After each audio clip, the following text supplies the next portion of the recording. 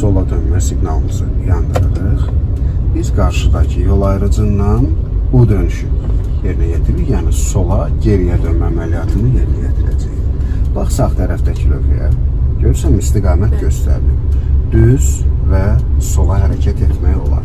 Biz sol zolaqda olduğumuz üçün geriyə dönmə əməliyyatını, yəni sola dönmə əməliyyatını yerinə yetirə bilərik. Və sola dönməyə icazə verilən yollarda geriyə də dönməyə icazə verilir. Bəs bunu hansı şəkildə yerinə yetirməliyik? İlk öncə ilahi, bax sağımızda olan xətt ki var, görürsən, sarı, ağ, sağ. Əslində elə bir nişanlanma yoxdur, yanlış çəkilən nişanlanma xəttidir.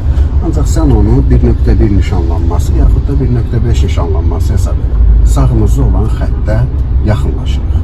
O xətti keçməmək şərti ilə bir qədər xəttə yaxın gedirik ki, solumuzda olan bardurla yan məsafəmiz bir qədər çoxalsın. Biraz sağa yaxınlaşaq, bu qədər kifayətdir. Və daha sonra güzgümüz bu solumuzda olan bardurun qurtaracağı ilə bir olanda sükanı axıra qədər geriyə çevirə bilərik ki, yəni o dönüşünü yerinə yetirək. Əgər yan məsafəmiz azdırsa, daha çox irəliyə çıxmalı oluruq. Yəni avtomobilimizin yarısı paralel olana qədər çıxırıq. Ancaq burada yan məsafəmiz kifayət qədər var deyə güzgümüz paralel olanda sükanı çevirə bilərik. Lakin sağdan keçmək, xətti keçmək, bir qədər sola yaxınlaş.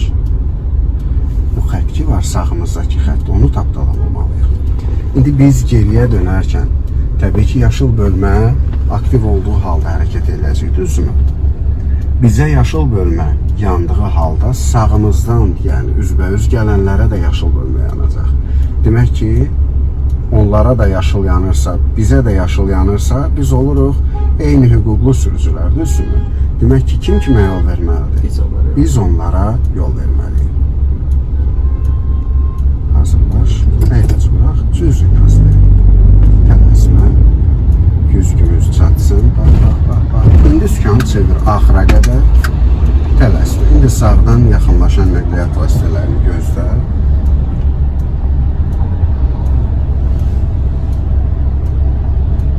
Bir balaca da təmkinli. Və elə geriyə dönmə yerləri var ki, orada geriyə dönmək üçün məxsusi zolaq ayrılır. Misal üçün Babək prospektində. Orada artıq sağdan gələnləri belə deyim də gözləməyə, onlara yol verməyə lüzum yoxdur. Dönməzdən əvvəl də sol zolaq geriyə dönənlərə şamil olunur. Dönərkən də, dönəndən sonra da. Yetər ki, düzgün hesablama aparıb dönə biləsən bu Babək prospektində olan geriyə dönmə zolaqlarında. Burada isə məcburuq ki, sağımızdan yaxınlaşanlara yol verək. Əyləc bıraq. Balaca qaza toxunsun. Kifayət elədi. İndi qarşında da maşın var. Düzdürmü? Diqqətin orada qalıb, tələsərsən qarşındakini vurarsan. Bıraq əyləci. İndi bu sağından yaxınlaşanlara da yol verməlisən. Bir qədər bıraq. Trayektoriyamız kəsişərsə, sağdan yaxınlaşan nəqliyyat vasitələri üstünlüyə malikdir. Çünki onlara da yaşıl yanırdı, sənə də yaşıl yanırdı.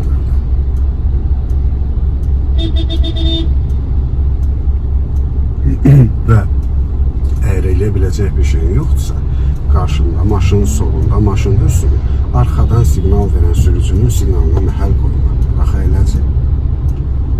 İndi sükanı düzləşdir. Tələssin, bir qədər qaz verməyə, ancaq sıxıntı olmadı.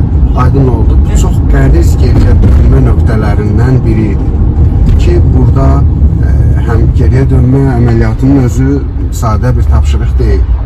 Və də burada gör nə qədər sıxlıq var idi, nə qədər sağdan yaxınlaşan, eləcə də bizdən üzbəüz gələn nəqliyyat vasitələri var idi. Yəni, burada bu əməliyyatı yerinə yetirmək digər geriyə dönmə zolaqlarında, geriyə dönmə nöqtələrində bu dönüşünü yerinə yetirməkdən çətindir. Sənə də bu ilk dəfə biraz qorxunc gələ bilər, ancaq bir dəfə, iki dəfə, üç dəfə artıq sən də buna alışacaqsan.